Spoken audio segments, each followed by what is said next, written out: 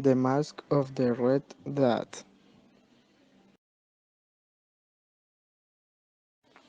The Red Death had long been feeding on the country. No sickness had ever been so deadly, so great a killer, or so fearful to see. Blood was its mark, the redness and the terror of blood. There were sharp pains, and a sudden feeling that the mind was rushing in circles inside their head. Then there was bleeding through the skin, through it was not cut or broken, and then death. The bright red spots upon the body and especially upon the face of the sick man made other men turn away from him, afraid to try to help, and the sickness lasted from the beginning to the end, no more than half an hour. Prospero had supplied everything they needed for pleasure. There was music, there was dancing, there was beauty, there was food to eat and wine to drink. All these were within the wall, and within the wall they would be safe. Outside the wall walked the Red Death. It was near in the end of their fifth month there that Prospero asked his friend all to come together for a dancing party, a masquerade. Everyone was asked to come dressed in fine clothes and with the eyes, or perhaps his whole face could be a cloth mask. But Prospero, the ruler of that land, was happy and strong and wise.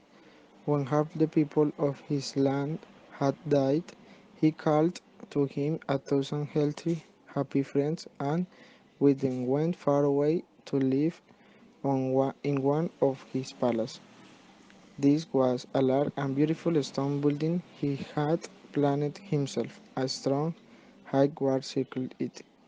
This wall had gates of iron. The gentlemen, after they had entered, broke fire to heat the iron of the gates to make them close so firmly that nobody could open them.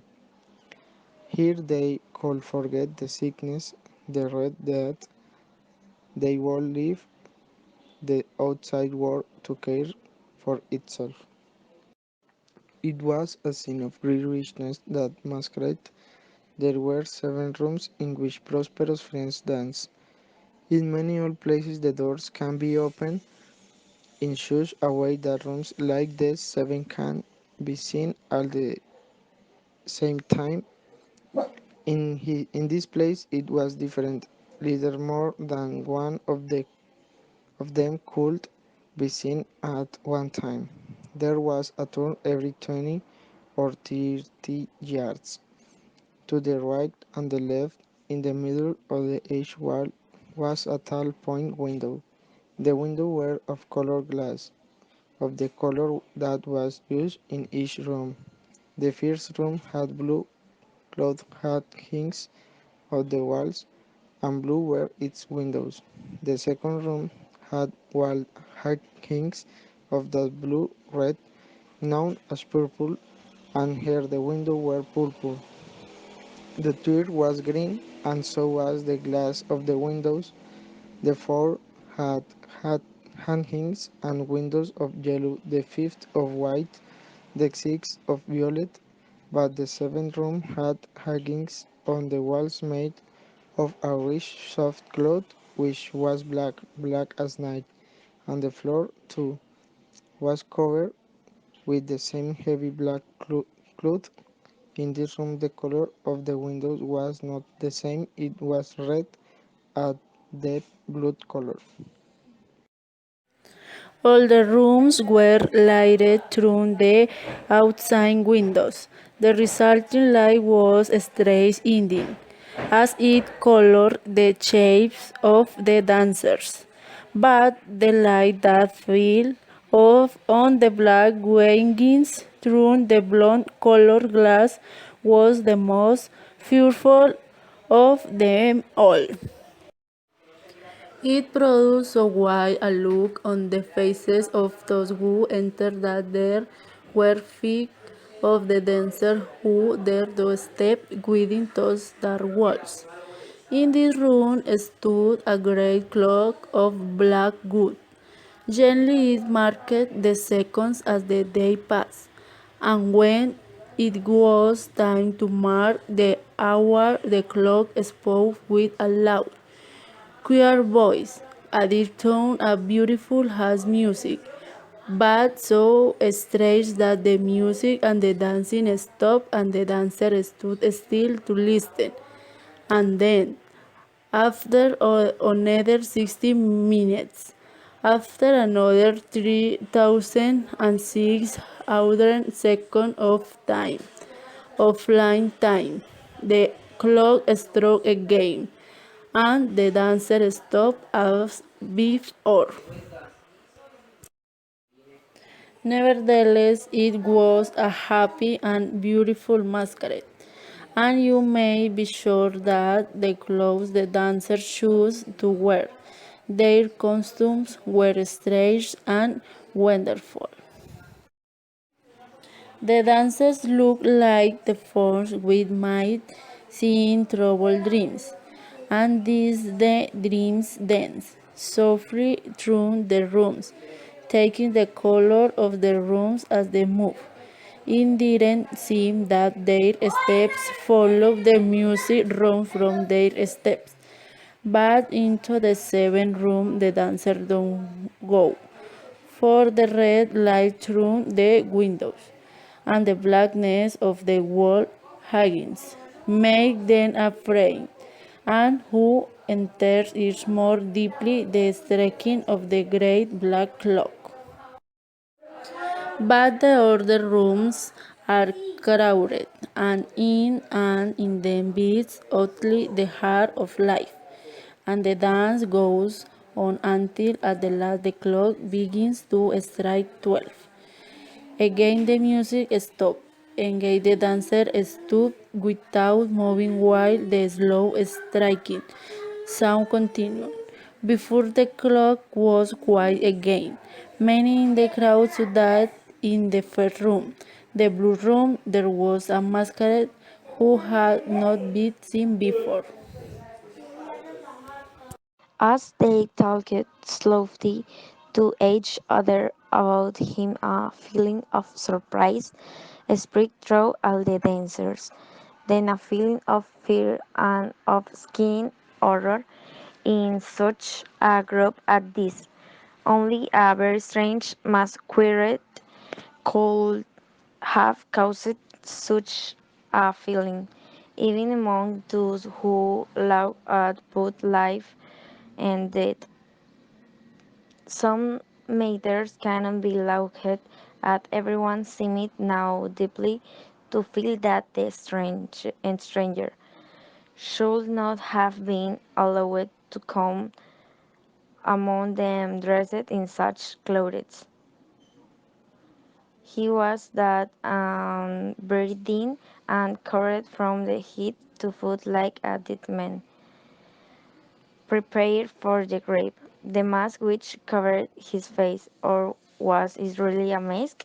The mask which covered his face was so much like the face of a dead man that the nearest I could not see the difference. And yet all this may have been acceptable, but the masquerade, whom nobody knew, had made himself look like the red deed itself.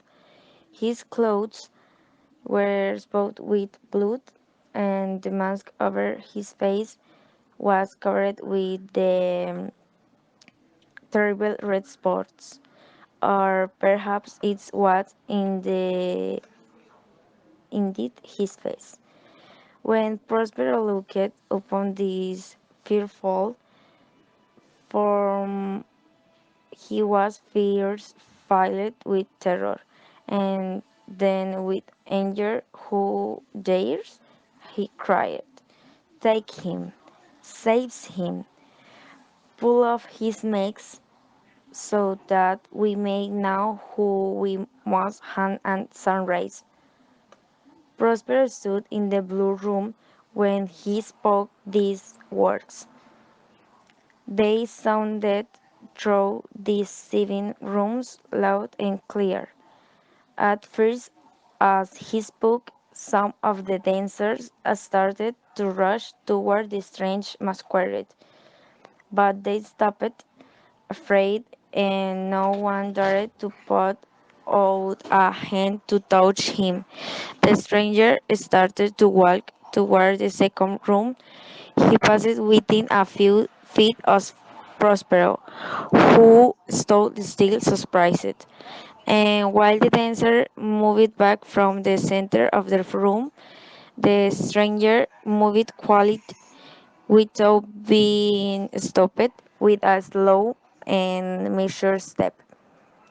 Through the blue room to the purple room, through the purple room to the green room, through the green to the yellow, through this to the white, and then of the violet room. As the stranger was entering the 7th room, Prospero suddenly and angrily rushed through the 6 rooms. No one dared to follow him. He held a sharp sniff high over his head, ready to strike the stranger. When he was within 3 or 4 feet of the strange masquerade, the stranger turned and stood silent, looking firmly into Prospero's eyes. There was a cry, and the knife dropped shining upon the black floor, upon which a minute later Prospero himself fell dead. The dancers then rushed into the black room. The strangers of the men tried to hold the masquerade, whose tall form stood beside the black cloak. But when they put their hands on him, they found inside the grave clothes no human form, no body, nothing. Now they knew that it was the Red Dane itself that had come in the night, and be one the dancer fell, and each did as he felt, and the friars did, and the clock stopped, and darkness and decay, and the Red Day ruler forever over all.